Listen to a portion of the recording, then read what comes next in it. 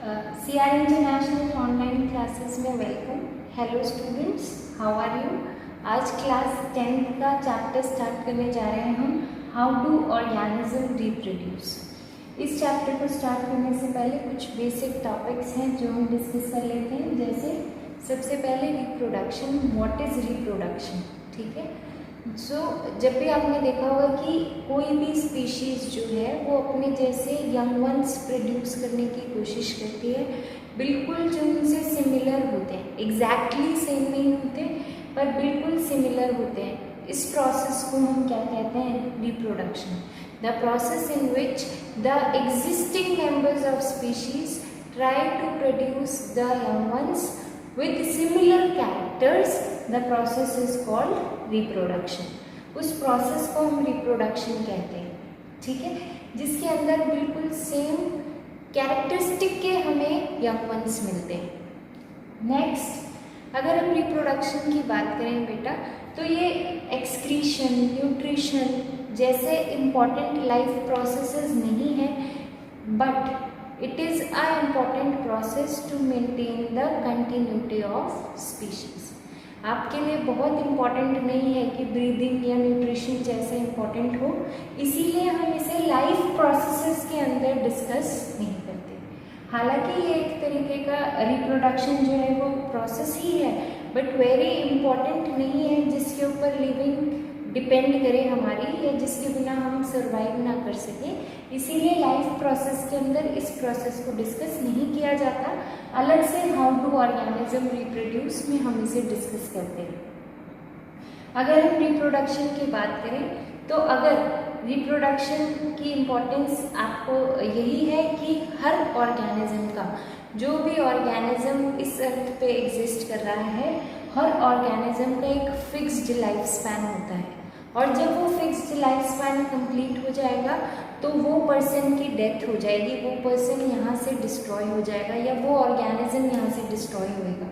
Life span very कर सकता है, किसी का कुछ आवर्स से लेके सेवरल ईयर्स तक का लाइफ स्पैन हो सकता है। जैसे किसी मॉस्किटो की लाइफ स्पैन 1 डे की होती है, किसी सेल की लाइफ स्पैन 24 आवर्स की होती है, किसी की 6 आवर्स की होती है, और कहीं कहीं पर पैरेट, टॉर्टोइस, इनका हमें लाइफ स्पैन 150 ईयर्स, 130 ईयर्स भी देखने को मिलता है। तो बात क्या है कि जितने भी ऑर्गेनिज्म या स्पीशीज अर्थ पे एग्जिस्ट कर रहे हैं, उनका एक फिक्स्ड लाइफ स्पैन है, और वो फिक्स्ड लाइफ स्पैन ख़त्म होते ही वो स्पीशीज अर्थ से एक्सटिंक्ट हो जाएंगी। वो स्पीशीज कंप्लीटली अर्थ से एक्सटिंक्ट ना हो, उनकी कंटिन्यूटी मेंटेन रहे, इसीलिए हमें इम्पॉर्टेंस होती है रिप्रोडक्शन की। This is the importance of reproduction, to maintain the continuity of life. Earth के ऊपर लिविंग ऑर्गेनिज्म बनी रहे, एक कंटिन्यूटी बनी रहे लाइफ की, this is the main importance of reproduction, ठीक है। To maintain the continuity of life, preserve the species and create variation. अगर हम इम्पॉर्टेंस ऑफ रिप्रोडक्शन की बात करें तो कंटिन्यूटी ऑफ लाइफ को मेंटेन करें, उस स्पीशीज को प्रिजर्व रख सकें, और उस स्पीशीज में कुछ कुछ थोड़ा थोड़ा हर जनरेशन में वेरिएशन प्रोड्यूस कर सकें।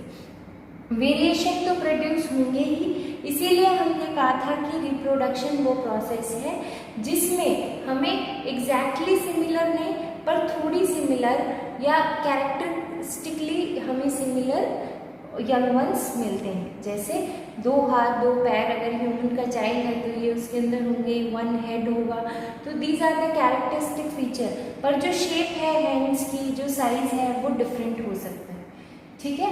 तो ये बात कर ली आपने। अब हमें ये जानना है कि ऑर्गेनिज्म जो है, do the organism produce exact copies of themselves.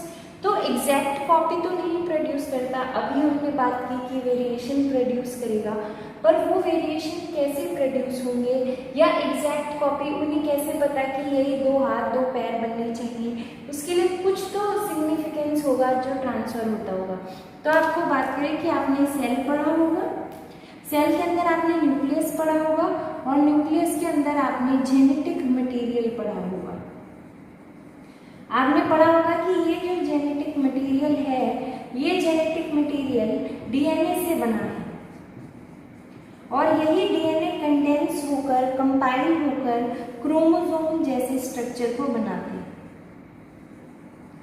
ये क्रोमोसोम और डीएनए ही रिस्पॉन्सिबल होता है for the formation of proteins. Clear? हमारी बॉडी में प्रोटीन जो है वो आपको पता है बिल्डिंग ब्लॉक है, यानी हमारी बॉडी किसकी बनी हुई है? प्रोटीन्स की। कितना प्रोटीन बनना है, कब प्रोटीन बनना है, ये सब हमें इंडिकेट कौन करता है? DNA. This DNA is present as the genetic material inside the nucleus. Cell के न्यूक्लियस के अंदर ये as a form of genetic material present होता है। ठीक है, जो प्रोटीन बनाने के काम करता है। जितना प्रोटीन बनेगा वही बॉडी का शेप और साइज होगा। चेंज इन प्रोटीन जो है वो आपकी बॉडी में वेरिएशन ले आएगा। तो पेरेंट से जब भी नया ऑफस्प्रिंग बनता है तो जो मटेरियल ट्रांसफर होता है एक जनरेशन से दूसरी जनरेशन के अंदर, वो जेनेटिक मटेरियल ही होता है।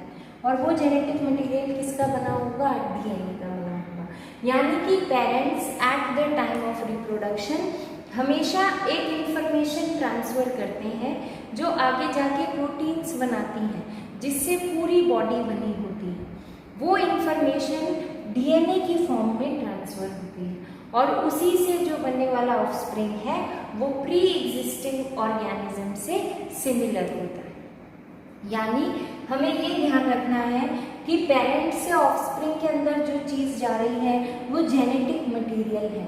ये जेनेटिक मटेरियल न्यूक्लियस में प्रेजेंट होता है, ये डीएनए का बना हुआ है, ये कंपाइल करके, कंपोज करके क्रोमोसोम जैसे स्ट्रक्चर को बनाता है जो आगे जाके प्रोटीन्स की फॉर्मेशन करती है।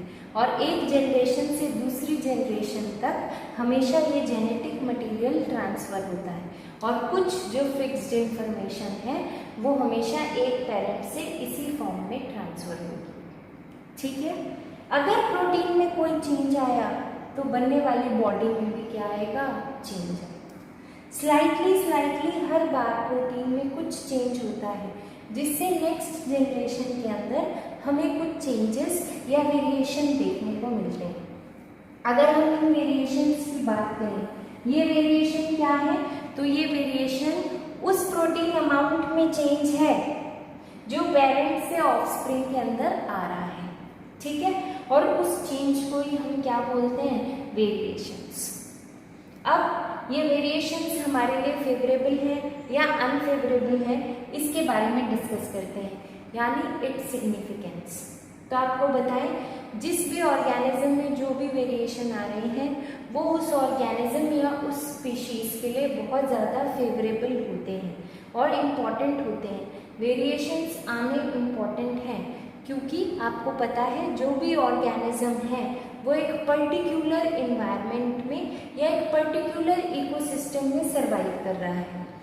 उसका वो इकोसिस्टम या उसका वो environment day by day change हो रहा है। अगर वो उस चेंजिंग एनवायरनमेंट में खुद को चेंज नहीं करेगा तो वो उस चेंजिंग एनवायरनमेंट में सर्वाइव नहीं कर सकता। जो पेरेंट्स थे उनके कंपैरिजन में अब एनवायरनमेंट चेंज हो गया है, इसीलिए उन्हें भी अपने अंदर वेरिएशन या चेंज लाने की ज़रूरत है। तो अगर हमसे पूछा जाए कि वेरिएशन की सिग्निफिकेंस क्या है, तो वेरिएशन की सिग्निफिकेंस ये है कि अगर एनवायरनमेंट चेंज हो रही है तो हम उस चेंजिंग एनवायरनमेंट में खुद को अडेप्ट कर सकें और अपने सर्वाइवल को मेंटेन कर सकें। Maintenance of survival is very important with the help of variation. अगर वेरिएशन रहेगा तो कोई भी स्पीशीज आराम से उस एनवायरनमेंट में सर्वाइव कर पाएगी। ये हमने डिस्कस किया था बेटा रिप्रोडक्शन क्या होता है, इम्पॉर्टेंट ऑफ रिप्रोडक्शन और कौन कौन सी चीज़ें हैं जो इन्वॉल्व है रिप्रोडक्शन में। अब हम बात करते हैं टाइप ऑफ रिप्रोडक्शन की। अगर हम ब्रॉडली डिस्कस करें तो रिप्रोडक्शन को हमने 2 टाइप में डिवाइड किया है। एक है एसेक्सुअल रिप्रोडक्शन और एक है सेक्सुअल रिप्रोडक्शन। ठीक है, ब्रॉडली हमने रिप्रोडक्शन को 2 टाइप में डिवाइड किया है, एसेक्सुअल रिप्रोडक्शन और सेक्सुअल रिप्रोडक्शन। एसेक्सुअल रिप्रोडक्शन की बात करें तो एसेक्सुअल रिप्रोडक्शन में हमेशा सिंगल पेरेंट इन्वॉल्व होगा, यानी कि जो एसेक्सुअल रिप्रोडक्शन है वो यूनिपेरेंटल प्रोसेस है। यूनिपेरेंटल प्रोसेस है तो कोई गैमेट की फॉर्मेशन नहीं होती, कोई गैमेट का फ्यूजन नहीं होता और कोई भी वेरिएशन प्रोड्यूस नहीं होती। ठीक है, एसेक्सुअल रिप्रोडक्शन के अंदर कोई वेरिएशन प्रोड्यूस नहीं होती। बनने वाले जो ऑफस्प्रिंग है वो कंप्लीटली और एग्जैक्टली अपने पेरेंट के सिमिलर रहते हैं, आइडेंटिकल रहते हैं। ठीक है, इसीलिए बनने वाले ऑफस्प्रिंग को हम इसमें कह देते हैं क्लोन्स। जितने भी सिंपल लेवल ऑफ ऑर्गेनाइजेशन के एनिमल्स हैं या प्लांट्स हैं जिनकी बॉडी बहुत कॉम्प्लेक्स स्ट्रक्चर से या कॉम्प्लेक्स नहीं है, उन सब के अंदर एसेक्सुअल मोड ऑफ रिप्रोडक्शन देखने को मिलता है।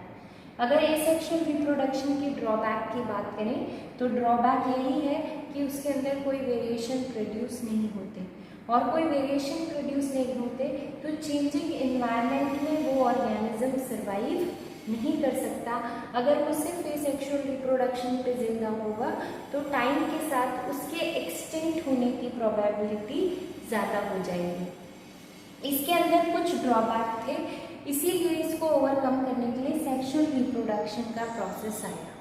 सेक्सुअल रिप्रोडक्शन की बात करें तो sexual reproduction always involve two parents. Two parents involve होंगे तो वो सारे मेथड यहाँ पर आएंगे, वो सारी स्टेजेस आएगी गैमेट फॉर्मेशन की, फ्यूजन ऑफ गैमेट की, जाइगोट फॉर्मेशन की।